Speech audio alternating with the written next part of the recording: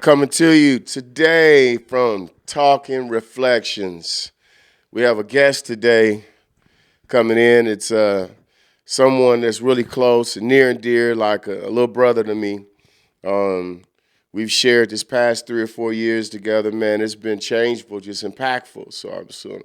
When I say we're talking reflections, when you meet certain people in your life, you want to make sure that you're clear and have defined, conversations and be very intentional because they can be impactful in your life. And this man right here has been impactful in my life and New Reflections life, and that's why he's here on Talking Reflections. This is Mr. Michael Enriquez. Welcome to the show, Mike. Thank you. We wanted to come in and really have a conversation. We're just gonna have a conversation here, right? Let's just talk, just about our experiences. And I'm gonna start off by just saying, I remember. I think it's been close to almost 4 years now. Has Uh, it been about about that?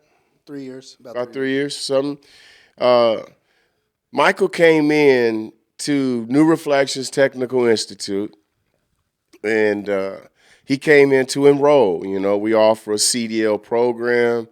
And at the time he came in, he wanted to get his CDL license, right? And I remember he came in, he did his paperwork, got through everything, went through the whole process.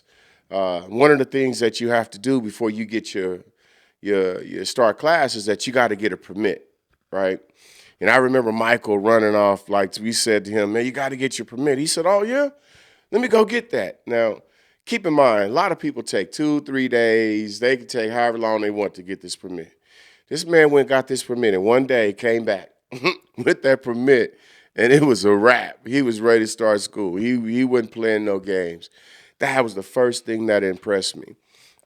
Um, Second, when we came back, we got him started in class, and maybe he just excelled about that and just kind of kept moving forward. You remember those times, Mike? Oh Tell yes, me what you definitely. thought about that whole process. The process of coming in and get my CDL, told me about I needed a permit.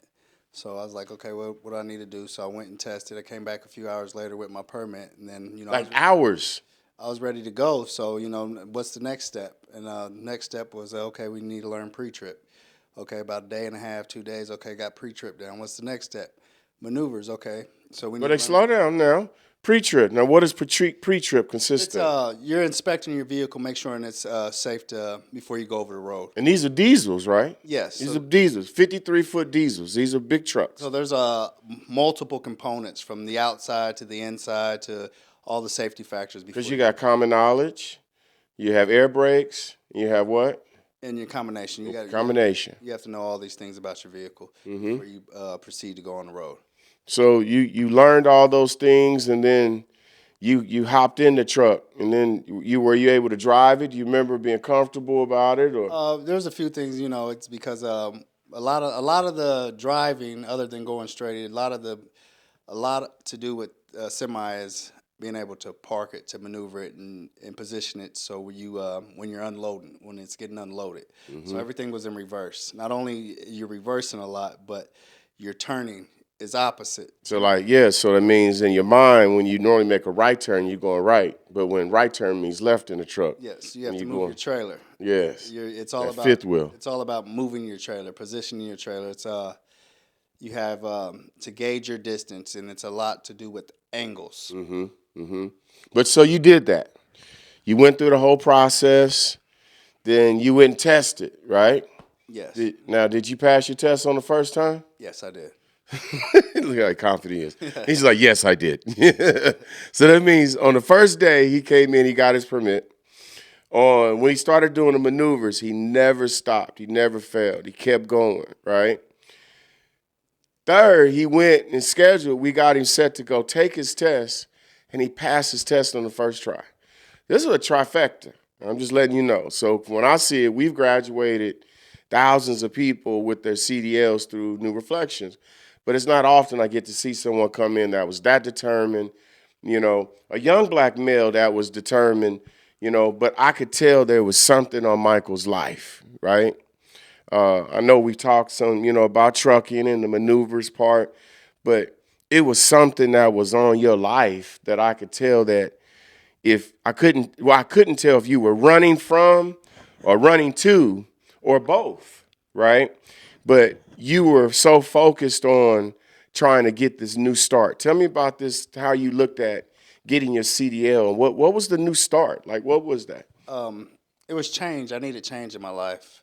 I needed to be able to earn a living that I could actually be able to afford bills and afford to be financially support my children. And I've worked all sorts of jobs. Not long periods of time, but the financial aspect of it. You're working these long hours, but the income isn't adding up.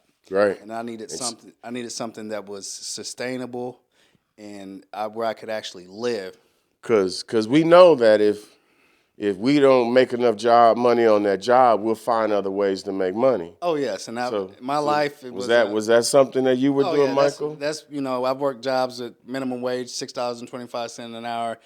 I'm back breaking labor, and worked a few weeks, and then one day I'm like, this isn't cutting out, and then there's other ways to make money, not legally, but that's what I always ran to, illegal ways of making money, and that cost me a lot of my time and broken a lot of relationships as well, earning money that way. So tell me about your childhood and your upbringing, like your life. Like who was Michael Enriquez and like where did you come from? Like what's the true path that got you to where we are? And then I'm excited to tell everybody about just the path and the other side of So this. I'm originally from Kansas City, Kansas. Growing up, my dad always worked, but he also did other things. So I was exposed to a strong work ethic, but also to a criminal element as well. So I was exposed to both. But when he passed away when I was 14, I was always told, do this, don't do that. But when that authority figure is gone, you want to see what it's like. These Yeah. other things, Yeah, you stray away. and that's what happened. And I was on that path of destruction, crime, violence, for Like a lot of us. 20 years, 20 plus years. How And much of that time did you spend in and out of jail, or did you spend time, or how was in that? and out of prison, a total of a little over 11 years. Wow, 11 years of your life. Yes. Wow. That's I was laughing and kind of talking with people, and they go back and forth, and it amuses me how they say, "I'm about to just go lay down and just do my time," or "I'm about to." They talk about jail like it's nothing. I'm like, these are moments of your life that you can never get back, right? These are times that we're away from our children, our families, and we're missing things in our life that you can't replace that. One thing, you can buy things and cars, but you can't replace time. Time is precious. No, it's just a selfish mentality. Like you're the only one that has to go through these things. But when you have children and you have loved ones that are dependent on you, that care about you, it affects them as well. And for many years, it was just like, okay, I'm going to jail, I'm going to prison. Okay, go lay down, do this time, get back out. Maybe I'll figure something out. End up going back multiple years, and finally, as I matured, it struck me that I'm tired of doing this, and I needed an outlet. I needed something that could propel me to a brighter future, and it boils down to finances. A lot of things boil down to finances. People say money isn't everything, but out in this world, if economics isn't right, then there's and especially when you're exposed at an early age to the criminal element. If your finances aren't right, you know, You'll find something to do. And if you don't find something to do, something to find you. But no matter what, it's going to be bad if you don't have a plan, and that's why. So you wanted to get to sustainable income in a life, and so you looked up and you found New Reflections. How, yeah. how did that work? I found New Reflections. Someone that I was in custody with had mentioned it to me, and I was like, okay, I'm gonna check it out. And then once I came in and then did what I needed to do in the environment, it was I'm in my community, and it was just the camaraderie with my peers at the time and that were in class with me. It was more than just going to school uh, or gaining a trade or a vocation to earn a living. It was seeing others like myself that are trying to improve their lives. That it brings you tears of joy at times. I remember those days, and I remember also seeing that leadership in you, even as a student. You know, you could tell when people want to reach out and they want to do more, right? Some people just do enough. Oh, I'm just going to do enough. That's all I need to do. That's just enough. I don't have to worry. I don't do no more than that. But then you've always been one that you wanted to do the extra, go the extra mile. And if it was something that needed to be done, you wasn't going to walk away without getting it done. No, if it can be done today, why put it off tomorrow? Right? And that's why I always mention to, the people, like, listen, there's not much difference between a drug dealer, businessman, and a businessman, okay? A businessman that does the same thing. When we're forced in these crime elements and different situations, you're micromanaging, you're managing your time, you're managing people, you're dealing with distribution, dealing with all these things. What we have to do is just turn that dial to positive, away from negative, and apply that same work ethic, right? And that's what changed my life because, I came from that element. I didn't grow up from a bad family that was just full of crime and different things, but I was always around it. I seen it, but it was never in me. But when I got to a point where I had to make a decision on what am I going to do, that was an option, and that was one of the things I gravitated to because at the time I needed to take care of a mother, a father that was on drugs himself, a grandfather that needed medication that my grandmother couldn't afford. So it forced me into an element of life that I didn't want to, right? But I didn't have a choice. I felt at the time, right? But it caused me to also go to prison. It caused me to be shot. It caused me to see 4 of my friends murdered in front of me. Things that in my mind that I've seen, I can't erase these things out of my mind, right? So there's PTSD that we go through. Yes, absolutely. That trauma, right? So tell me about any like the trauma and things like how it's affected your life. I was shot when I was 18, so gun violence. When you're immature and you're young, you're thinking retribution, you're thinking revenge. But as I matured, I learned that hey, I'm still breathing. You got to be able to forgive and move on with your life. And that I preach it to the youth. If you're not dead, move on with your life. Find something positive to do. Mm-hmm. Not stop wasting energy on being negative, and it's just like a cancer out in our community at times. It's just this back and forth. This gun violence. It's a cancer. And, absolutely. And life, there's so much more to life, and it's not just materialistic things. It's enjoying each day. You have family, you have moms, you have grandmothers, you have all these people that care about you. And you're just throwing it away for what? It's not worth it. It's not. Because you can come to New Reflections and change your life like Michael has. Yes, right? You can. Yes, you can. And the thing is, when you come to New Reflections and you come in, and it's personal. It's not. You're not just here getting your vocational trade. You're here. You're learning personal skills. You're learning soft skills, social skills. You're learning these things. How time management. You're learning these things that you wouldn't normally get in other places. But also love, just camaraderie of a brotherhood, a sisterhood. Accountability.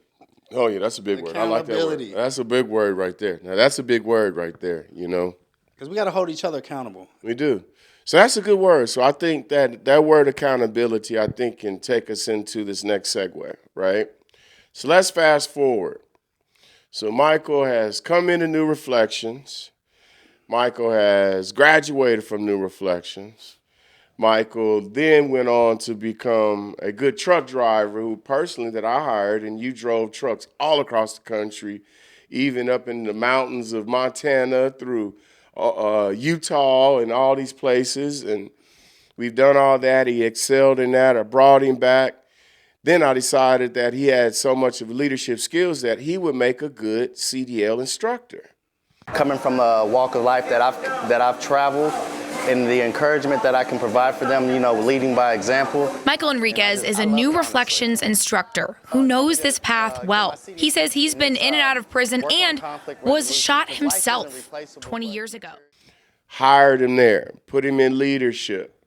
He's been rocking it. I mean, We're graduating students, popping them out. We're helping people that are coming home from prison. Yes. We're putting them in transitional housing. We're getting them through the training, getting them jobs. They're reporting to parole officers. They're doing everything, right? And people are looking up to you, and he's like this light thing that he's walking around the yard, right? We call it the driving range. And then all of a sudden, something happens.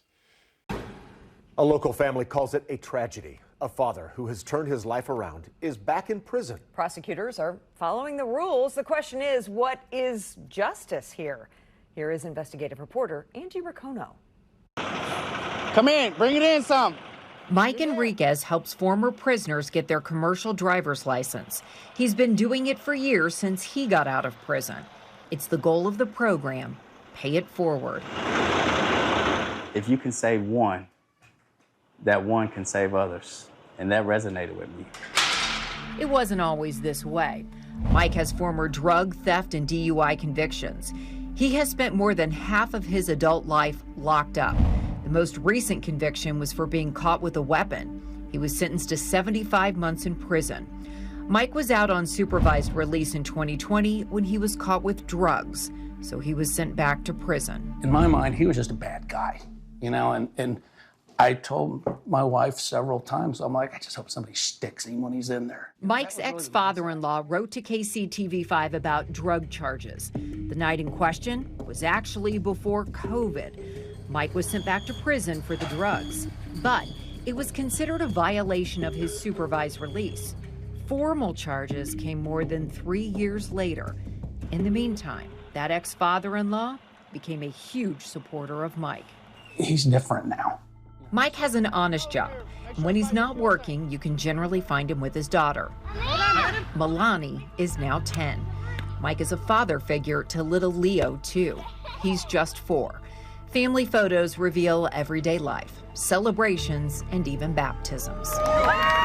And here I am now with, my life on track and standing on a firm foundation. Here I am facing losing everything. Losing everything because prosecutors waited more than 3 years to charge him. And at this point in time, more than 4 years have rolled by. Why wait till after they've rebuilt their life to take it all away and have to do the whole thing all over again? We want them to rehabilitate. We want them to join society and be productive members of society, and he's done that. For years, he's done that. He's gone from being a tax burden to a taxpayer. It leaves Mike's supporters questioning, why now?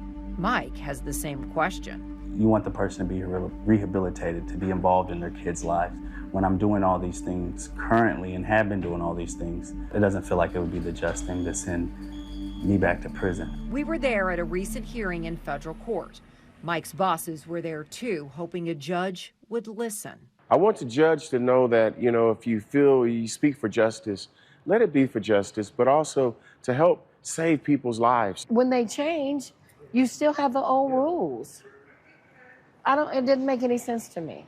We reached out to the U.S. Attorney's Office for an explanation. They declined to make a comment, but point out this is within the statute of limitations, and COVID delayed some charges. It sounds more likely that this was a low priority and it was at the bottom of a pile and it eventually got to the top of a pile. We checked in with Peter Joy, a legal ethics professor from Washington University. I just think it's unjust. If the government is going to bring charges against someone, they should bring them close in time to when they have sufficient proof to prove the crime. Weeks later, Mike made a tough decision. Today I'll be pleading guilty, and I'm responsible for my actions, so I'm just holding myself accountable. Mike pled guilty to a lesser charge of possession with intent to distribute. Mike's public defender asked the judge to consider release until September sentencing, where he will argue for probation. I've been a public defender for over 31 years, and Michael's case is definitely rare, in my opinion, and pretty extraordinary. He called Mike the exception, but the federal prosecutor asked for detainment, saying it's not personal, it's just the business of the law. He was taken away in handcuffs, yeah. it's kind of sad to let somebody out and really make it and then pull them back in. After years of turning his life around, it ends where it started. Mike is back behind bars. Mike's public defender focused on the positive. Later charges meant Mike had the time to connect with his family and turn his life around. He's hoping a judge can take that into account at his formal sentencing. He faces up to 20 years in prison. Angie Racono, KCTV5 News. Tell us about that day. What happened that surprised us all? Well, years ago, you know, I was living a life of crime, and then just recently, 2 years ago, no, about a year and a half ago, something was just sitting, you know, a stack of unfiled charges, and they decided to file the charges, and they came and picked me up. Federal government. So we're gonna go back to that word accountability. Okay, so he went on to change his life, move on with his life, had proceeded, making good money at his job, working, rebuilding relationships with his children, there with his children every single day because I seen it, working every day because I witnessed it, changed man because I seen it, dealt with it, knew it personally, relationship with God, seen it, prayed with him. Listen, when I tell you the FBI and everybody showed up to arrest this man out of the blue, surrounded the office, we didn't know what was going on. They came back to get him after almost 2 years. Almost 2 years, right? And that's that thing. A lot of times when we say things that happened in our past can come back to haunt us. That's why we have to always make sure that we're just trying to focus. Don't do something now that may harm you later. It's not going away. Your decisions today and your choices today will affect you not only tomorrow, the next day, next week. So it's just like if you don't decide to go to work today, you won't be able to pay a bill coming to fall, you know, next week. You won't be able to do these things. So tell us about that day. Tell us about that day. It was, you know, I'm pulling up at the office about the end of the day and just looking in the rearview mirror, I see a car follow me erratically, and I'm like, who is this? And then as soon as I see the lights, I already knew what it was.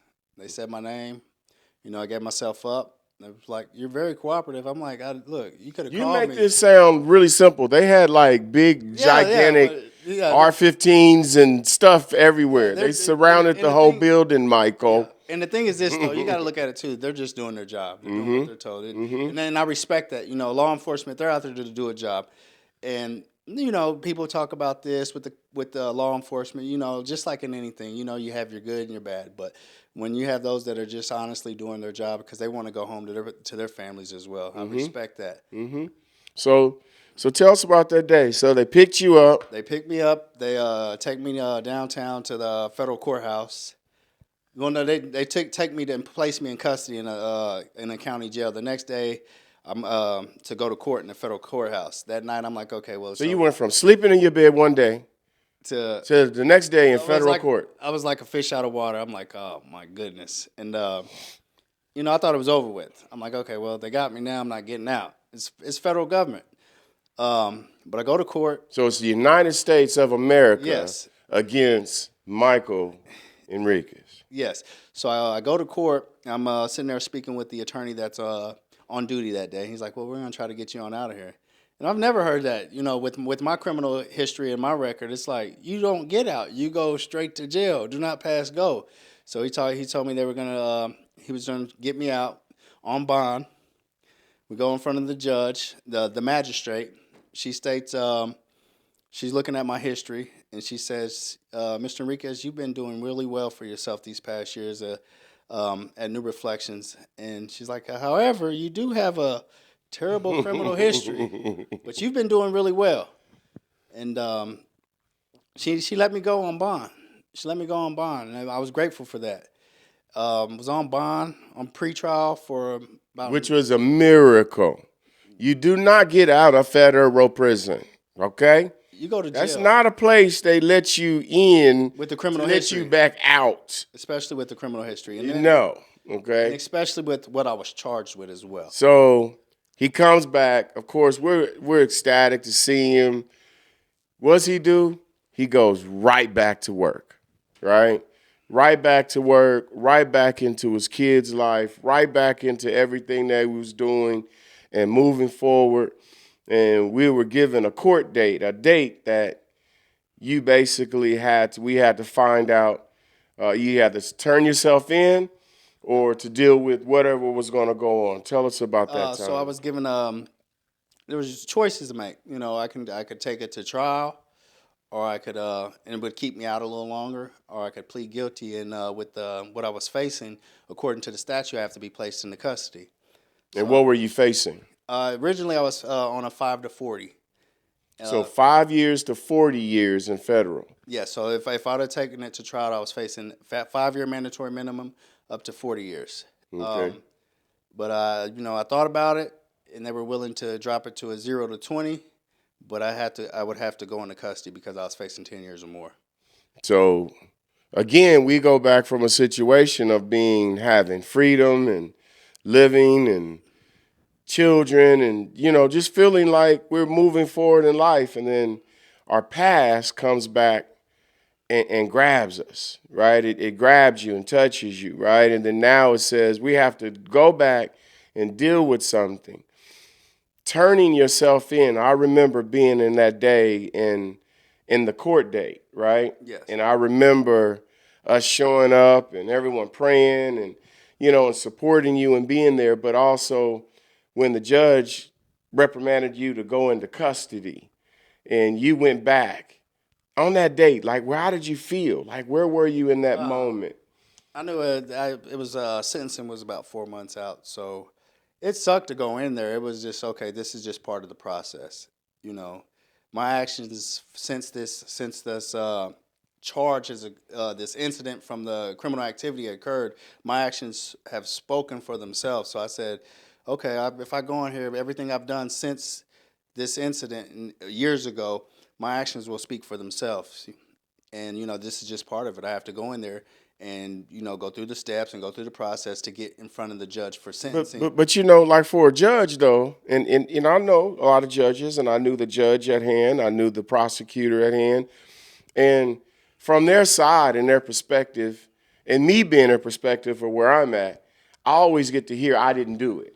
Oh, there's no. Oh, I didn't do it. I didn't do that. That wasn't me. No, I didn't do that. I'm not guilty, right? But in actuality, a lot of times we are. We are, and then we often just have to be held accountable because there is law. Yeah, right? there's law. You got to respect God created law, right? There is law. And that's the thing is that often we don't think it's something that we're going to be held to at a point because we've avoided it, at times and made it and at times got caught. But we always kept going. But being at a point in your life where you were changed so much and had so much to lose, where you had to go back for 4 months just to see, do you get 10 years, do you get 20 years, what do you get? Like, how did that make you feel? Oh, it was very nerve-wracking. It was uncomfortable, but at the end of the day, God orchestrated it all. From them not charging me in 2020 to them releasing me, and for me coming to New Reflections and doing the things that I've done. He opened the doors that only he can open. He shut the doors only he could shut. He shut those doors on my past life and opened up doors on my my life now. Because normally what happens is that people keep doing the same stuff. Yes. And what they thought was that when they caught up with you here these years later, they would run into the same Michael Enriquez, but they actually ran into Mr. Michael Enriquez. Yes. Right, which was an instructor, a credentialed CDL truck driver, a man of God, a father, a great contributor to his community. It was nothing like who they seen in the picture of your mugshot. And to bring that up, when they picked me up, it was a marshal. He was over the case, specifically over the case. He had picked me up, and he's like, I'm just doing my job. I'm like, I respect that. He's like, we know this is where you work. He arrests me, takes me in, places me in custody. I go to court the next day. I get released, and then once I plead guilty, I go back. They take me back to the bullpen in the back, and he happened to be working that day and was pulling people out for court. He looked back and seen me. He's like, man, what are you doing in there? I'm like, I had to plead guilty. He's like, shh. So even the law enforcement had seen the change in the man who I am. And it's just, sometimes it's sad that, they're just there doing a job. They're just doing a job, but I respect the job that they do.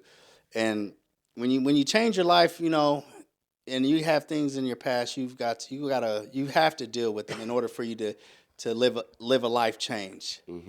Those things will arise. There's just obstacles in life. There's many obstacles, and we just have to overcome them. But this was a big obstacle. Oh yes, definitely. So, because he was facing time in federal prison, and I remember getting the date and the time when you were due to come back to court, and we rallied, and we were running around meeting with clergy, with pastors, and rallying people in the community, and just everything we could do to basically help save Michael's life, and what can we do that he's a truly changed man. And when you think of redemption, this was a true case of redemption. When you could see someone who's gone through the steps to change their lives, and what kind of justice is for them, right? I think we all should be rewarded, but justice had to be done. A lot lately about crime and accountability. Tonight, we have a story of mercy, reform, and second chances. It involves a local father who made bad choices and sold drugs. But today, Mike Enriquez told a judge he polluted his own community, and then something incredible happened. Here's investigative reporter Angie Racono. Come in, bring it in some. It's not often that a felon becomes the focus of a KCTV5 investigation for all the right reasons. Mike Enriquez has had quite the journey. He recently helped other felons get their commercial driver's license. When he wasn't working, he was with his family. Milani is now 10. Go in the sky. Mike is a father figure to little Leo, too, and he's just 4. Family photos reveal everyday life, celebrations, and even baptisms. But it wasn't always this way. Just ask his father-in-law. In my mind, he was just a bad guy, and I told my wife several times, I'm like, I just hope somebody sticks him when he's in there. Kevin Miller recently wrote to KCTV5 about Mike's transformation. He's different now. Mike recently came face to face with his complicated past. Drug charges from an incident from more than 3 years ago were filed. The federal court declined to comment to KCTV5 about delayed charges, but pointed out it was within the statute of limitations. And here I am now with, my life on track and standing on a firm foundation. Here I am losing everything. We recently followed Mike to court where he took accountability. Today I'll be pleading guilty. I'm responsible for my actions, so I'm just holding myself accountable. Mike spent months in jail waiting for his punishment, and that happened today. No cameras were allowed inside as a judge reviewed sentencing guidelines, anywhere from 6 to 20 years. Mike has prior convictions. And then something amazing happened. Judge Brian Wimes called Mike's transformation extraordinary and unique, and told Mike, "Your story is something you should be credited for." And then Judge Wimes set aside guidelines and granted probation. Yes, he got justice. Mike's friends and family gasped and cried. Here's his aunt. But he's proven that he's ready to change, and I'm excited, and I'm glad that he has, and I'm excited for his kids. All right! Minutes later, Mike walked out of the courthouse and picked up with parenting. A preschooler who just had a bump, a daughter who just had her tonsils out, a dad granted mercy. I'm feeling great, truly blessed. What was that like when the judge is doing this giant speech about mandatory and minimum sentencing, and then he says the words probation? It was very intense. I haven't slept in 2 days. I've been up 2 days waiting on this day. I think it's a just decision, and I'm not going to let him down. Angie Racono, KCTV5 News. And I remember the day with you coming back in and, the court standing and Judge Wimes, we can say that now, stood up and he said, "All rise." And we all had to stand up and they started the case, and Prosecutor Hughes was there, and we went through a whole process. And I remember something in it that felt so different. And it was one of those times where, whew, it touches me. Like the Holy Spirit was in that courtroom. God was in that courtroom. And he went through and he was touching the bailiffs. He touched judge. He touched the prosecutor. That was the first time in my life forever seeing a prosecutor stand up and speak about his family and come to tears and tell a story about his childhood and how drugs impacted and infected his household and his community with his brother. And how, I'm sorry, praise God. How it got so deep where we were all holding hands and praying and the whole nine.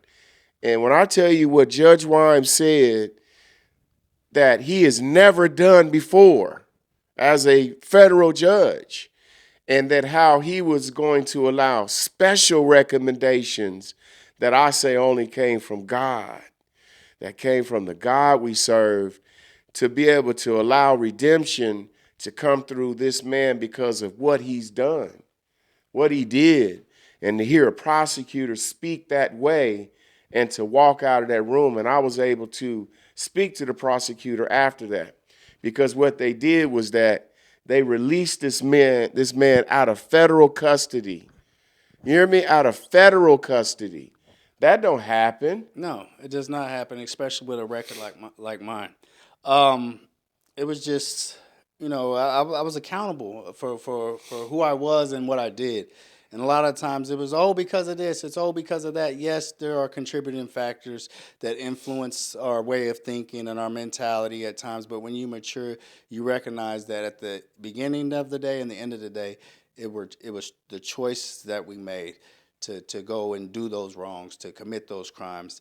But I matured enough to recognize that the drugs that I was out there peddling to the community were actually polluting our community. Yes. And it's sad, but once you mature enough to see and realize that lifestyle is of no use. It's poison. It's venom. It's poison. I remember, and this is, one of those transparent stories. I remember, selling drugs myself and distributing that same poison to the community.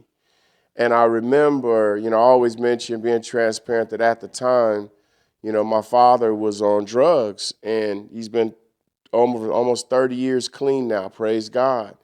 But at the time that the drugs that I was peddling, that I was selling, were the drugs that were getting back to my father. Yeah.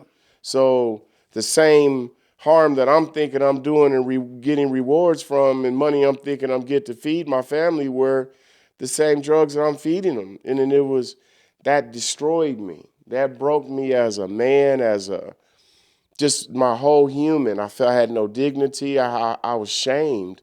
And that was a part of my life that made me say, I don't want this kind of life.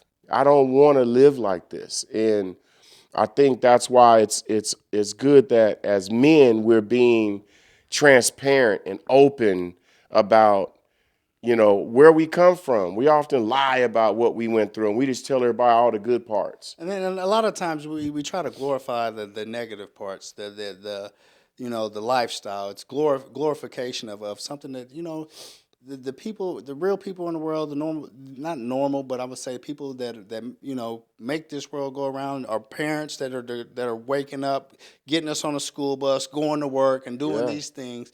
That is no glory to them. That's no glory. That's nothing. Yeah. That's nothing. They're waking up, busting their feet to make sure there's food on the table, to make sure the lights are on, there's heat in the house. Yes. Yeah. When we're immature and young-minded, and we're thinking this is nice, this is hot. No, it's not. No, it's not. You're poisoning your community and your family. You're leading people to death, to harm, to jail, to everything that's negative. And that's where we have to get back to. So that's the whole part, man. Just really wanted to really share your story and really talk about that, where we can come from a past and feel we've made it to a hill to grow, but then God says more. But even on the way up, he had to stop you even more to shake you up, to even for you to even be more of a tree for your leaves to sprinkle on people with your transparency and testimony. And as you're speaking on that, you know, when you get out of your own way and you allow God's gonna do the work regardless. But when you tap into God and allow Him to use you as a tool, as a vessel, a conduit. Yeah, you will recognize that all those experiences, the negative ones, all of them can be used for good. Yeah, they will be used for good. They will be. One way or the other, they will turn to good. You just have to allow it to happen, like you said, get out the way. Yeah. So, you know, that's one of those things, man. I think today with this story on Talking Reflections was, you know, amazing to be able to share this experience. And I thank you for your transparency and being able to share your truths and to be able to be in a place now where God has lifted you up even higher, so now your message will shine and touch other people, you know, and that's what this is for. There are men and women that are coming home or in the same situation saying, man, one day my past is going to catch up with me. And even now, with, you know, there's students that are coming through. They're not aware of what I'm going through, that, you know, I'm on federal probation. And I'm listening to them tell me about their POs and the things that they're struggling with and how they feel that this is wrong or that's wrong. And I listen, I give advice. I don't necessarily reveal my story to everyone, you know. Mm-hmm. But my story is to be shared, you know. But you know, it's the mentality on how we view challenges in our life. And before I share my story, when I'm with some of our students, I like to first hear their story. Mm-hmm. See if there's some way that I can help them look at it from a different perspective, because Absolutely. Life is about perspective and how you view things. You can view it one way, like they say, the glass is half full or half empty. It depends on its perspective. It's truth. That's the truth. Well, this was another amazing episode of Talking Reflections with our special guest, Michael Enriquez, the free man. Absolutely. Michael Enriquez. Grateful and blessed. Grateful and blessed, free man, Michael Enriquez, signing off from Talking Reflections with Mark Bird. We'll see you on the next one. All right.